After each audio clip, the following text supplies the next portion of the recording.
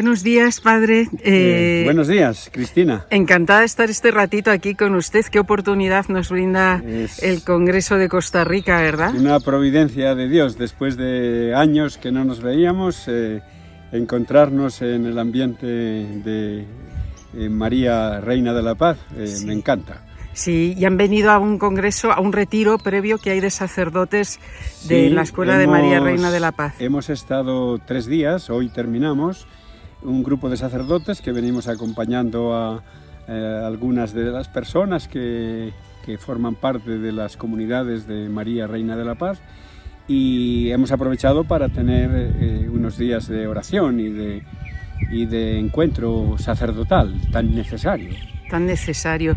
Y padre, el otro día que compartíamos un desayuno, salió de forma espontánea, le preguntaron cuándo sintió usted la vocación y se remontó a la niñez más tierna. Sí, bueno, pues yo tengo que compartir un regalo que el Señor en su bondad y en su misericordia ha tenido conmigo. Yo soy un sacerdote ya viejo, como está a la vista, ¿no? Tengo 76 años y yo hice la primera comunión a los 8 años en Peñafiel, un pueblo de Valladolid, en España, y yo le pedí a Jesús que quería ser sacerdote pasionista, porque en mi pueblo hay pasionistas. Y entonces pues se lo pedí y a los 10 años me fui al seminario. ¿A los 10 años? A los 10 años yo dejé a mis padres, a mis hermanos y me fui al seminario a 300, casi 400 kilómetros, a Zaragoza. Y allí inicié el camino vocacional con una ilusión enorme. Yo ya me veía diciendo misa. Estaba saliendo de las faldas de mi madre. Sí. Y toda mi vida hice todo el bachiller en el seminario menor hasta los 16 años. Terminé el bachiller con una ilusión enorme de ser sacerdote, de ser pasionista, de ir al noviciado. Sí. A los 16 años fui al convento. ¿Y ya ahí vestía el hábito o todavía ya me pusieron el hábito. Yo el día ¿Qué que sintió ese día? El hábito pasionista es un hábito negro de luto por la pasión de Jesucristo, por la muerte, pasión y muerte de Jesucristo. La Virgen precisamente se le reveló al fundador, San Pablo de la Cruz, y le dijo: tenéis que llevar luto perpetuo por la pasión de mi hijo y tenéis que dedicaros a hacer memoria de esto y a decir al mundo que Jesús ha muerto en la cruz por todos y ha resucitado y está vivo. Y aquello a mí me entusiasmó, y yo entonces ponerme el hábito era ya verme casi obispo, o sea, aquello era... ¡Qué bueno! Y a los 17 años hice mis primeros votos, voto de pobreza, de castidad, de obediencia y el voto de hacer memoria de la pasión de Jesús. Bueno, aquello para mí iba de felicidad en felicidad, el gozo era inmenso. Después hice pues los años normales del ciclo institucional de filosofía, de teología, 7 años de estudios para prepararme al sacerdocio. Aquello, yo iba contando los años con los dedos de las manos, cuánto me queda para poder decir misa, o sea, aquello era... Todo lo disfrutó entonces, desde el inicio. Yo tuve 18 años, tuve 20 años y yo estaba con una emoción de ser sacerdote, pero grandísima, vamos, de poder celebrar, de poder confesar, de poder predicar el Evangelio. Esa era mi ilusión, mi vida, el amor de mi vida. Sí. Siempre me sentí apoyado por mi familia, siempre. Pero yo creo que ellos no se fiaban mucho de mí. Yo creo que ellos dudaban, pero ¿será posible que este chico a esta edad y que no esté desanimado y que no? Yo siempre estuve contento. Eso es un regalo. Cuando iba de vacaciones deseaba volver cuanto antes al convento. Me entraba muy a gusto. Yo he tenido una familia muy bonita, de estar muy unidos, somos 7 hermanos. Pero bueno, ahí llego yo a los 24 años, me ordeno sacerdote en Zaragoza. Dije la misa en Zaragoza. La segunda misa la dije en el Pilar de Zaragoza, junto a la Virgen del Pilar. Bueno, el día de mi primera misa, el día de mi ordenación, cuando yo sentí las manos del obispo que invocando al Espíritu Santo se posaban sobre mi cabeza, pues me sentí...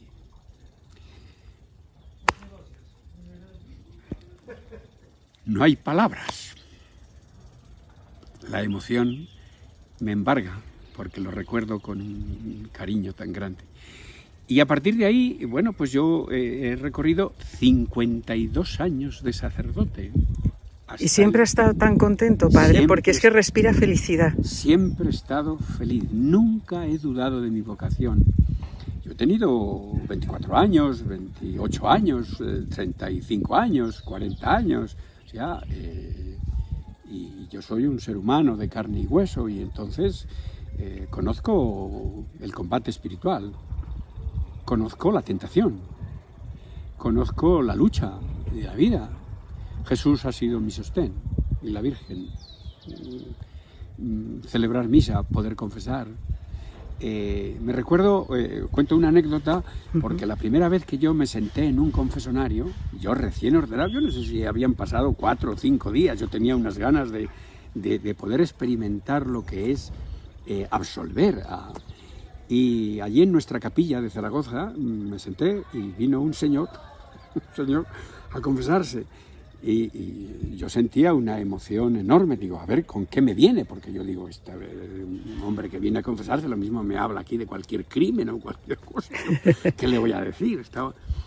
Y el hombre, como pasa muchas veces en España, que, padre, pregunte usted, porque no, pregunte usted. Y eso me dijo él, padre, pregunte. Y yo le vi un hombre tan sencillo, tan bueno, que le dije, oiga, ¿usted ama con todo su corazón a Dios? Y la respuesta, aquello fue una ejaculatoria para mí. La respuesta fue, joder, padre, ¿qué cosas tiene? No me esperaba esto, padre. Ahora me va a temblar la cámara. Y aquello me hizo reír por una parte, pero me llenó de ternura, porque pues es un hombre sencillo, del pueblo, que tiene ese lenguaje. Sí. Y que es una manera de expresar, hombre, pero qué cosas tiene, cómo no voy a amar a Dios, ¿no? Claro. Me pareció una ejaculatoria preciosa, del pueblo, del pueblo sencillo, ¿no? Bueno, ahí he recorrido 52 años. ¿Y usted recordaba, padre, cuando llegó con una maleta de madera al seminario? Cuando llegué al noviciado, a los 16 años, yo llevaba una maleta de madera. Y llegué al noviciado con una emoción enorme. Yo es que me recuerdo que como a 1 kilómetro en la carretera se veía el tejado del convento. Yo iba con una emoción que me desbordaba. Ir al noviciado, aquello para mí era ir al cielo, era algo así. Y llegué con mi maleta, con otros 2 compañeros, que bueno, éramos 12, pero conmigo iban otros 2 en ese viaje. Y llegamos al convento y claro, nos señalan la celda que teníamos a cada uno, ¿verdad? Y en la celda no había más que 4 paredes, una mesa de madera austerísima, pequeña, una silla de esparto y un clavo detrás de la puerta. No había más armario, ni más lavabo, ni más nada. Y la cama que eran 3 tablas sobre 2 polletes y un saco de paja. Qué austeridad, ¿no? Así era nuestra vida pasionista. Y yo, bueno, pues dejo la maleta allí, mirando por todos los rincones, no veía más que 4 paredes y un clavo en la puerta y mi maleta, y me senté en la cama, y me senté así como si me hubiera sentado en un sillón así bien mullido, y me quedé tieso, me quedé de lo duro que era, ¿no? De lo duro que era, y ahí tomé yo conciencia, digo, ¿dónde estoy? Ya llegué. Esta es la austeridad pasionista. El pasionista tiene que ser un hombre pobre, un hombre totalmente desprendido. ¿Y sintió pena en ese instante? En absoluto. La alegría para mí me desbordaba la alegría. Y a esa misma noche, no, al día siguiente, antes de tomar el hábito, como a los 15 días de llegar al noviciado, ya nos pusieron el hábito, iniciamos oficialmente el noviciado. Pero a los 2 días de llegar ya comenzamos la observancia regular y nos levantábamos a maitines, de 2 a 3 de la madrugada, ¿verdad? Aquello de levantarse de la cama y ir al coro de la comunidad y entonar gregoriano, que cantábamos en gregoriano. Pues éramos una comunidad pues en torno a 30, entre los jóvenes que llegábamos, los que terminaban el noviciado que iban a profesar y la comunidad, los religiosos, bueno, pues más de 30. Aquello, poder cantar las alabanzas del Señor a las 3 de la madrugada, Aquello para mí era el cielo en la tierra. Ese fue mi alegría, mi gozo, mi ilusión y mi sueño. Y como el Señor me lo dio, yo he perseverado en eso. Después, una vez ordenado, bueno, el día de mi profesión religiosa. O sea, una fiesta. De fiesta en fiesta, de emoción en emoción, de alegría en alegría.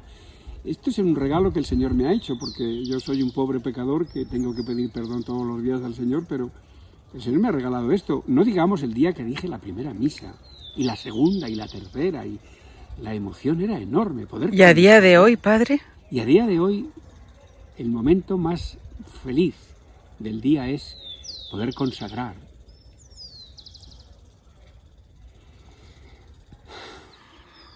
Es decir, tomar conciencia de que el Señor, a través de el memorial de tus palabras, de repetir las palabras que Jesús nos dijo, ¿verdad?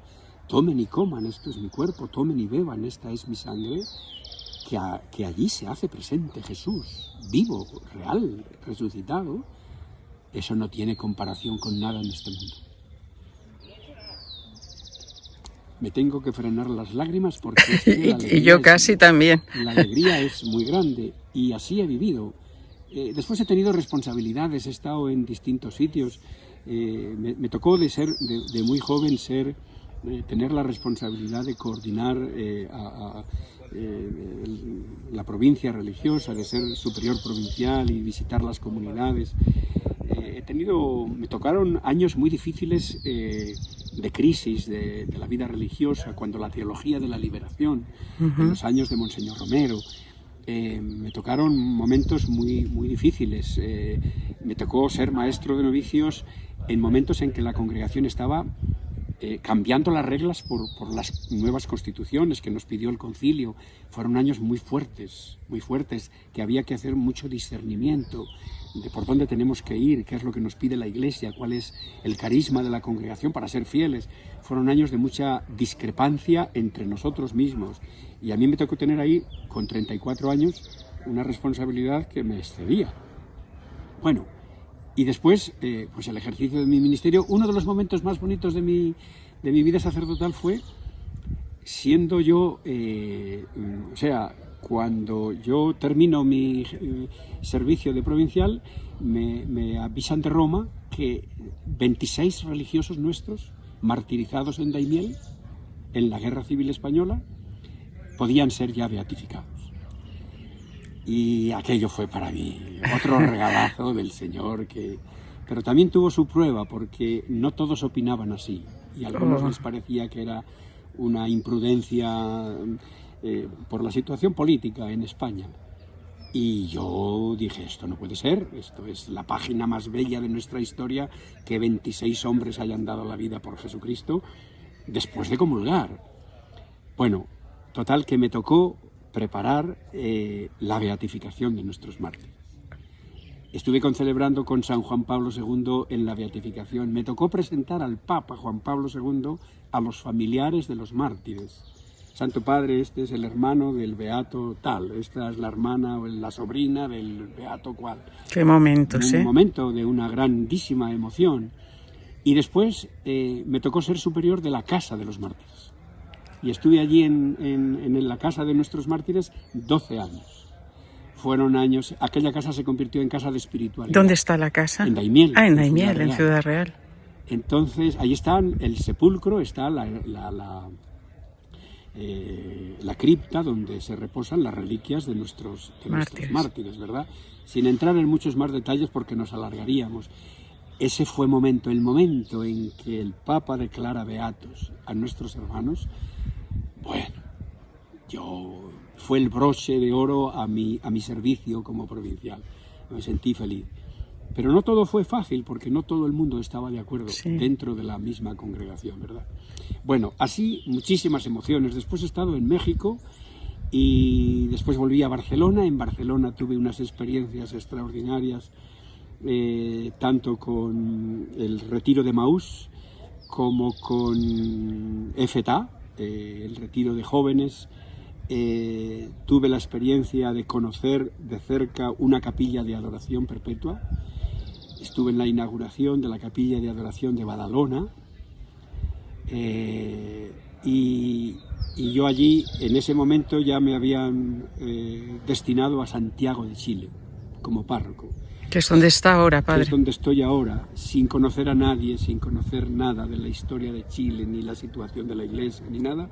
Vete de párroco a Santiago de Chile. Me costó.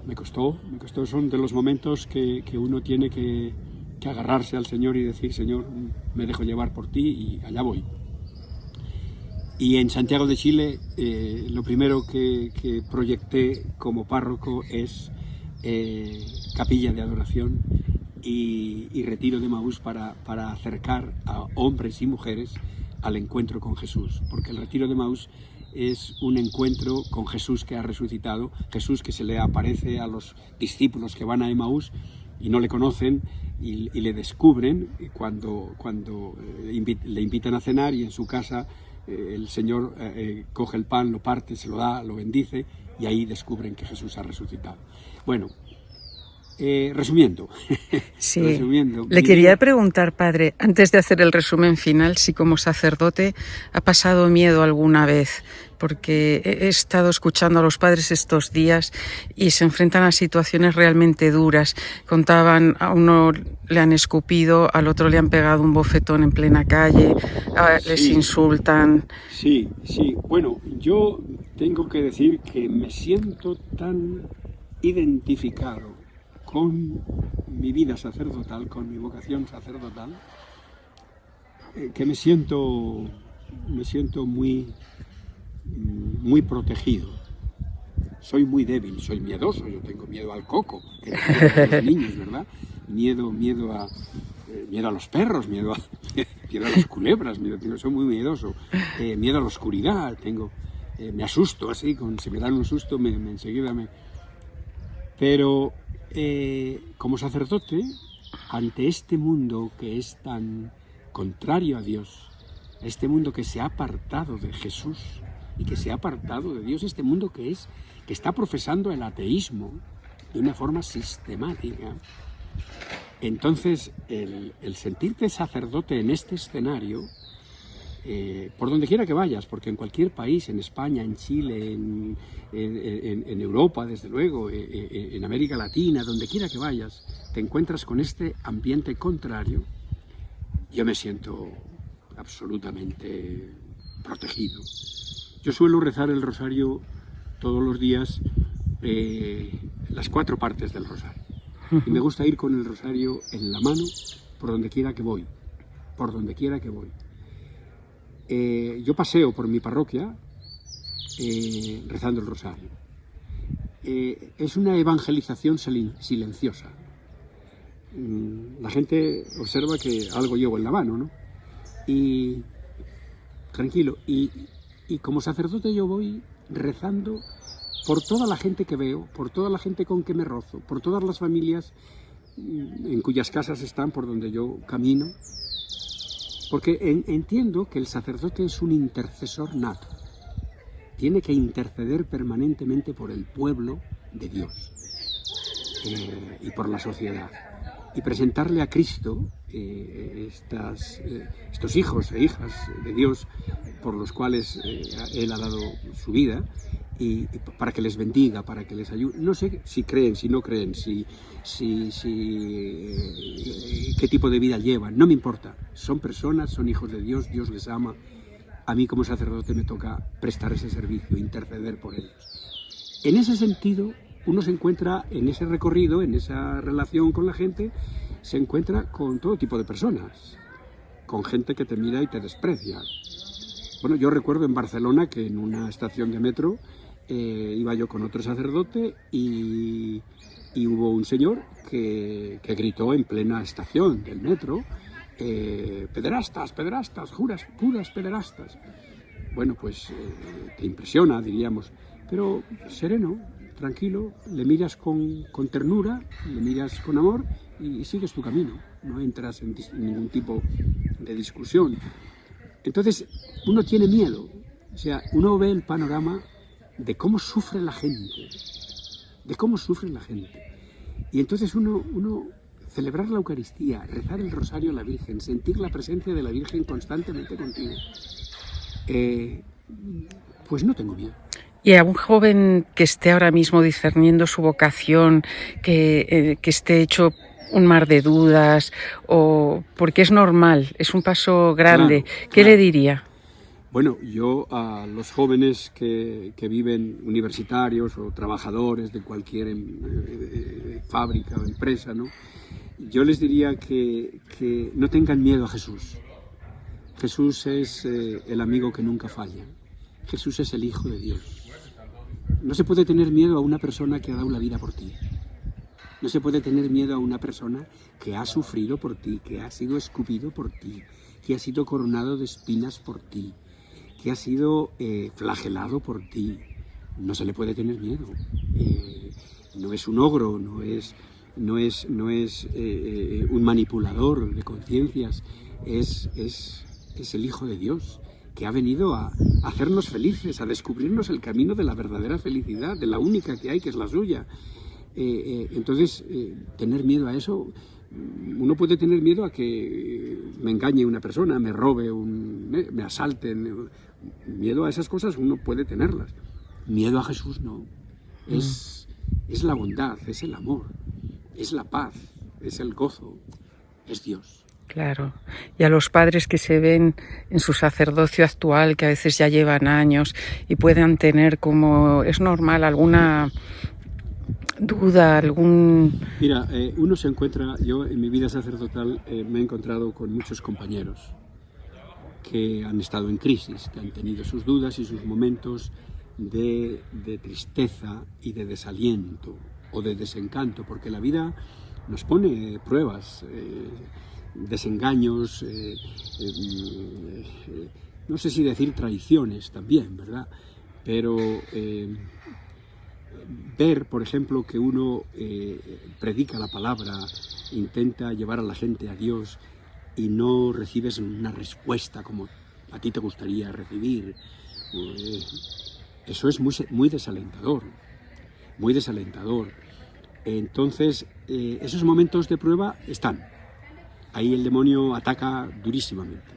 En esas situaciones el demonio te tienta mucho, de todo tipo. Porque nosotros tenemos que vivir en castidad, tenemos que vivir en celibato. Entonces, la soledad del sacerdote a ese nivel es muy grande, es una de las ofrendas que hay que hacer. Pero todo eso queda absolutamente planificado, cubierto y fecundado con el amor a Jesús y el amor a la Virgen. O sea, uno se siente muy hombre, muy realizado como persona, solamente viviendo en celibato, solamente con el amor del Señor. Te planifica física, psíquica y espiritualmente. Eres feliz a todos los niveles, gozas de todo. Bueno, yo puedo contar esta experiencia porque esta es la que estoy viviendo y la que he vivido, pero conozco muchos hermanos sacerdotes que no, que lo están pasando muy mal. ¿Y qué recomiendan? Que se unan un poco entre ellos, que... A mi modo de ver, yo siento como una invitación del Señor a acompañar a mis hermanos sacerdotes de tú a tú, como hermano a hermano. Yo soy un pobre pecador, pero soy muy consciente de que mis hermanos lo están pasando así. Y hay de todas las edades. Ya por mi edad, pues como que tengo un poco más de recorrido, y a sacerdotes más jóvenes, pues a uno les puede ayudar, pero ya no solamente tan jóvenes, incluso de mi misma edad, que lo están pasando mal. Entonces, el que entre nosotros fomentemos una fraternidad sacerdotal, nos encontremos, podamos hablar de Jesús entre nosotros. No, porque nosotros hablamos de Jesús cuando predicamos, en las misas, en las homilías. Yo suelo decir un dicho que me hace un poco reír a mí también, de que a veces los curas no sabemos hablar de Jesús más que si no ponemos cara de homilía.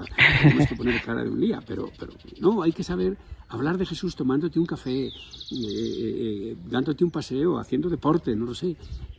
Bueno, pues yo creo que a los sacerdotes necesitamos este diálogo espiritual, este encuentro sacerdotal, para animarnos, para compartir nuestras penas, nuestras tentaciones, nuestras alegrías, disfrutar como hermanos. Quedar de vez en cuando. Claro, yo en Chile tenemos una experiencia somos 6 hasta ahora, 6 sacerdotes que los domingos por la tarde nos reunimos pues a pasarlo bien.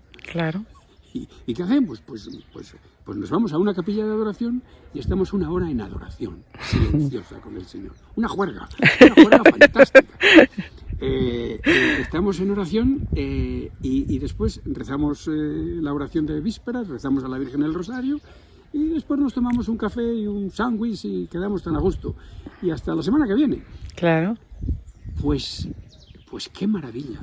Yo creo que es mejor eso que estar perdiendo el tiempo viendo la televisión, cualquier programa, cualquier película o cualquier... Hombre, si tenemos que ver, escuchar música y ver un partido de fútbol o una película que nos distraiga un poco, pues también está bien. Pero este es nuestro ambiente. Claro. Nuestro ambiente es en torno a Jesús. Y no revestidos de alba y de estola. No, en la normalidad de la vida, pero con Jesús. Padre, y con Jesús y también con María, porque ¿qué supone la Reina de la Paz y Medjugorje en su vida? Bueno, pues yo he tenido la gran suerte en mis años de Barcelona de haber podido ir a Medjugorje 3 veces, un regalazo inmenso de la Virgen. Pude percibir de cerca y ver de cerca esta experiencia mariana, este regalo del cielo a la Iglesia del siglo XXI, del siglo XX, del siglo XXI, donde la Virgen está prestando un servicio a la humanidad grandioso, desconocido por la inmensa mayoría, incluso dentro de la Iglesia, incluso discutido y hasta perseguido. Yo tengo que decir que mis 3 peregrinaciones con grupos de gente a Medjugorje ha supuesto un reavivar en mi corazón el amor de la Madre, el amor de la Virgen. Yo he sentido la presencia espiritual de la Virgen. No he visto nada especial, nada extraordinario, ni he estado en apariciones de la Virgen, no he visto nada. He estado en oración, y en esa actitud orante yo he sentido la influencia maternal de la Virgen que me ha impulsado a estas alturas ya de mi vida sacerdotal a redescubrir la importancia esencial de la